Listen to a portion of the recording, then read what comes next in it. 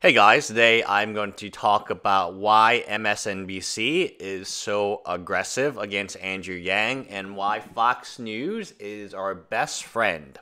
And it has to do with money. All right, I'm a media buyer, and I actually am. So my job is to go buy media for my clients. Now, of course, we can do digital media, which I am very good at, or my client can say, hey, go out there, go to ABC, meet with them, and see how much money it costs to get a TV spot. And then I might do radios, billboards, I do everything. Not because I like everything, but because basically it as a favor to my clients, and it's not that difficult to do. So I go off to ABC or Houston Chronicle or some other random place where they sell TV spots. And I say, okay, so what's the deal here? And different channels like Fox News would have a different cost per TV spot. One good analogy here would be a Super Bowl ad TV spot would cost way more than a regular local ad, right? That's obvious, but each channel is different as well. So even a Super Bowl ad during, the time period, you might have a local ad versus you might have the ability to run a local ad on a very popular time slot because they're selling local ads in Houston, they're selling local ads in Dallas and Austin and every single city. And these local ads, that's why you see a car dealership. The car dealership is not running ads all across the country, even if the show is being shown upon all across the country, they're just running local ads. And there's different branches of this Fox News or MSNBC that would be selling. So I mainly buy local ads. That is a long story to get to this point. And in local ads, so I don't know anything about national ads. In local ads, MSNBC is charging a lot more, 50% more to run the same TV ad that I could have run during Obama. There was news that MSNBC had financial difficulties a few years ago, and now everything is tidied, and their viewership is great. Their comm numbers are amazing, and they make a lot of money now. They make a ton of money from Donald Trump, but it comes at the expense of another news channel, right? So if I'm an advertiser, I have, let's say, $1 million. If I spend more money at MSNBC because they're promising more viewers, they're promising more engaged viewers and impressions and all this really good stuff I like in terms of numbers and my client loves, then we have to pay MSNBC more. So if we paid $500,000 to Fox News and MSNBC, MSNBC is now saying, hey, we want more money because we deliver better and there's more competition now to have a TV spot in our local area.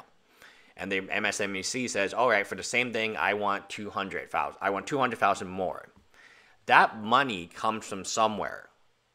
And you're absolutely correct where it comes from. It comes from Fox News.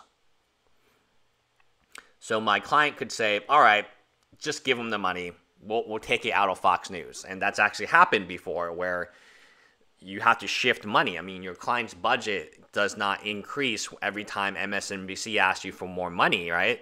And they're asking you for more money for a very logical reason. It's because their viewership is better. Their viewership has increased. There's more interest. Their viewers are buying things. So if they have 100,000 viewers a TV spot and now they have 150,000, they're going to ask for more money. It's just natural, right? Like it makes a lot of sense.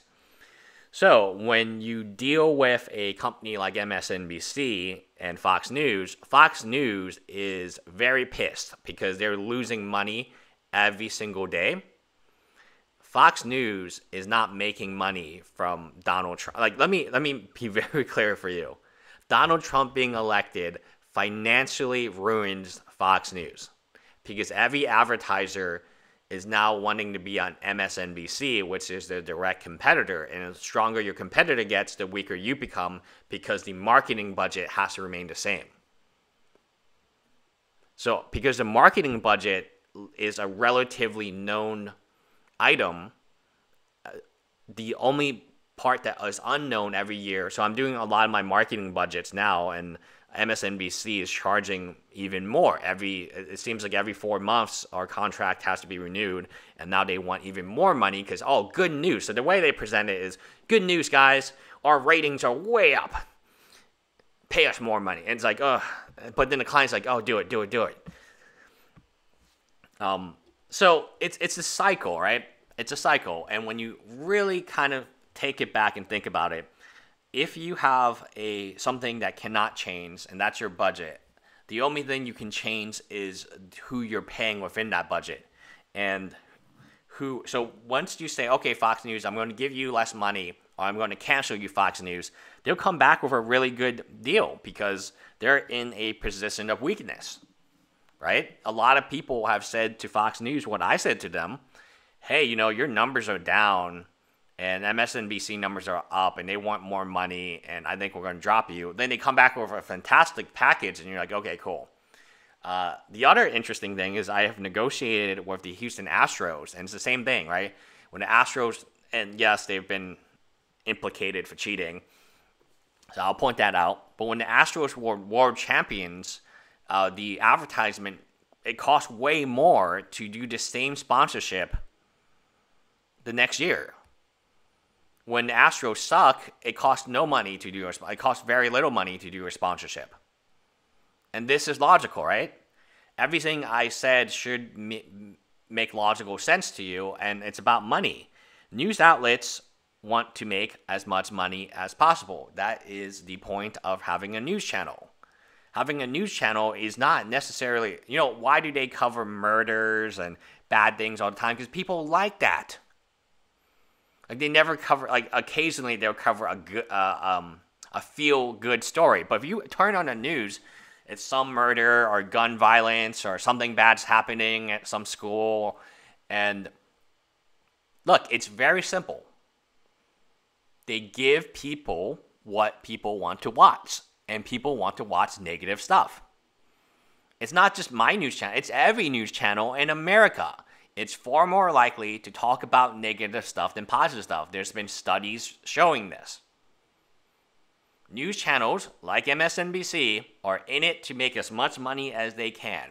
Andrew Yang presents a real danger to the new money they're making. And who's giving them the money? I am. I'm giving them the media buyers. So I know exactly how this works because I have to pay these people more and more. It's like kind of almost like a ransom. It's like ransomware. It's just terrible, right? But that's why Fox News has every incentive to support Andrew Yang. They do want a Democratic president because then they can, talk about it. They do want a president that weakens MSNBC because the money has to go somewhere. You might be like, oh, well, Andrew Yang won't bring as much drama. Well, that's fine because you're not able to cover Donald Trump's drama anyway. That only benefits your opponent. So under my scenario, is it better to have Andrew Yang, who's not a danger to Fox News, who's, not going to bring that much drama, but you can attack him, and at best, remember the budget is the same. The budget, in my analogy, is $1 million. MSNBC's ratings go down by default, even if Fox News is not reporting negatively on Andrew Yang, which they will eventually, but even best case scenario, the money has to go somewhere. It'll go back to Fox News. They don't need a candidate like Obama, although it would be preferable for them. They need someone who does not present a danger to their existence, right? And that's the same with the tech companies. I could go on and on about tech companies, right? Bernie Sanders is a danger to Facebook and Amazon and Google and all these Microsoft and LinkedIn and YouTube and all of this stuff. Everything I just mentioned, and Twitter, everything I just mentioned, Bernie has gone after. But Andrew Yang gets most of his donations, and you can look at the chart. You can look at the graph.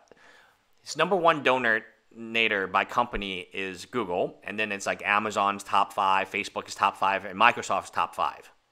So in his top 5 of where individuals are donating to him in terms of how much money they donated, Google is one, and then you have some combination, Facebook, Microsoft, and Amazon in the top 5.